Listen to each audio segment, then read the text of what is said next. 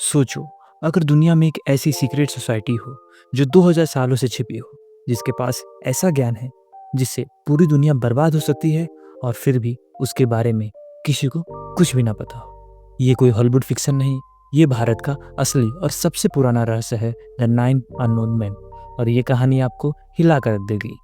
चलिए दोस्तों, तो शुरू करते हैं। Before that, myself R DJ और आप देख रहे हैं जुर्म या मिस्ट्री। 1945 में हिरोशिमा और नागासाकी पर जब न्यूक्लियर बम गिरा, एक थियरी ने दुनिया का ध्यान अपनी तरफ खींच लिया।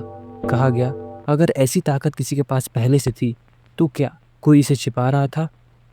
और फिर नाम आया द नाइन अननोन मैन का, एक सीक्रेट सोसाइटी जो 2200 साल पुरानी है, जिसका उद्गम होता है मौर्य सम्राट अशोका के समय। कलिंगा के युद्ध के बाद जब अशोका ने खुद 1 लाख से ज्यादा लोगों की मौत देखी, उसने ये फैसला लिया कि कुछ ज्ञान दुनिया से छिपाना जरूरी है, क्योंकि अगर ये ज्ञान गलत हाथों में चला गया तो दुनिया का अंत निश्चित है।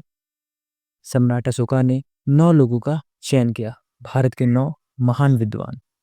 हर एक को दिया गया एक विशेष पुस्तक, एक बुक ऑफ नॉलेज, जिसमें एक ऐसा विषय था जो इंसानी सभ्यता के लिए या तो वरदान बन सकता था या महाविनाश। ये 9 पुस्तक इतनी शक्तिशाली थी कि अगर किसी एक का भी गलत उपयोग हो जाता तो करोड़ों लोगों की मौत निश्चित थी। सबसे पहली किताब, प्रोपेगेंडा। मानो या ना मानो, दुनिया के सबसे बड़े वॉर्स प्रोपेगेंडा से ही शुरू होते हैं। इस पुस्तक में था मास हिप्नोसिस का सीक्रेट। दूसरी किताब, फिजियोलॉजी। कहा जाता है एक व्यक्ति को सिर्फ एक टच से मारने की कला इसमें लिखी थी। तीसरी किताब, माइक्रोबायोलॉजी। ऐसे वायरस जिनके लिए आज भी क्योर नहीं है, ऐसे वायरस का वर्णन था इस किताब में। चौथी किताब, एल्केमी। धातु को सोना बनाने का रहस्य।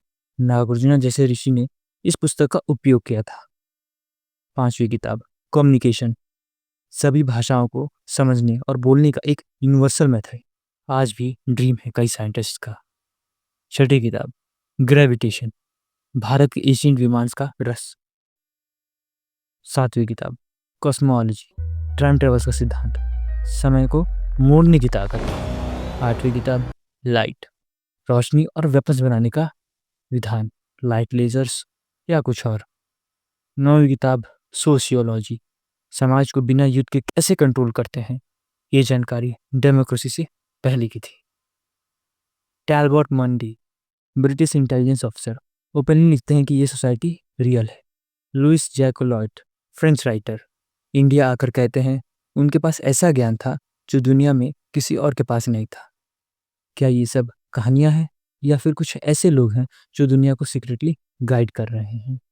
कई एक्सपर्ट्स का मानना है कि आर्यभट्ट, नागार्जुन, चाणक्य, विवेकानंद जैसे महान लोग थे द नाइन के सक्सेसर्स।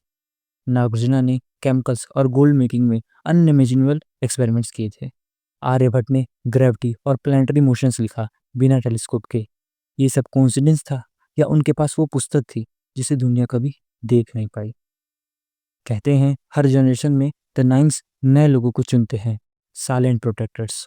वो साइंटिस्ट भी हो सकते हैं, एक योगी भी, या एक आम इंसान जिसे कभी फेम नहीं मिला। लेकिन एक कहानी ऐसी है जो आपको सच में हिला देगी। 1980s के दौरान एक नासा का साइंटिस्ट भारत आया था। पुष्कर, राजस्थान में एक योगी के बारे में सुना, जिसके बारे में लोकल लोग कहते हैं कि वो 120 साल से जिंदा है। साइंटिस्ट ने रिक्वेस्ट की, एक डेमोन्स्ट्रेशन चाहिए। योगी ने मना तो नहीं किया, पर एक शर्त रखी, कोई रिकॉर्डिंग डिवाइस अलाउड नहीं।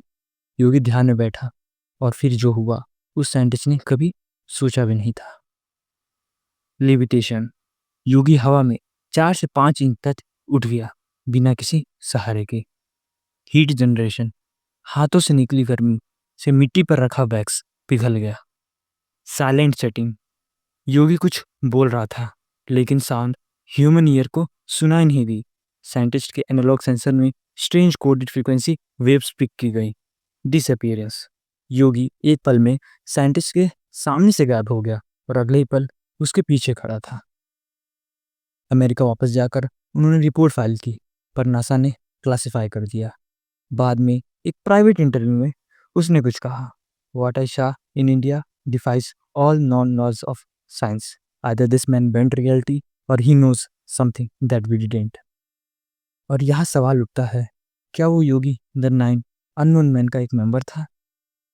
ब्रिटिश रूल में कई प्राचीन ग्रंथ गायब हो गए, कई टेक्स्ट जिन्होंने टाइम, एनर्जी, हेल्थ और माइंड पे लिखा था, आज ये तो मिसिंग है या लॉक्ड है कहीं वॉल्ट में।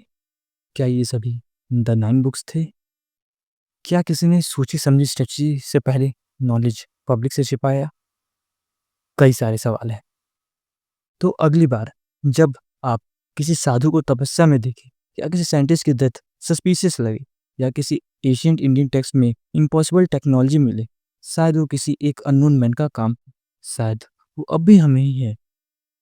आपका क्या मानना है? द नाइन अननोन मैन सच क्या है? कमेंट में ज़रूर बताएं। और मिलते हैं अगले एपिसोड में एक नए बहस के साथ, जुर्म या मिस्ट्री में।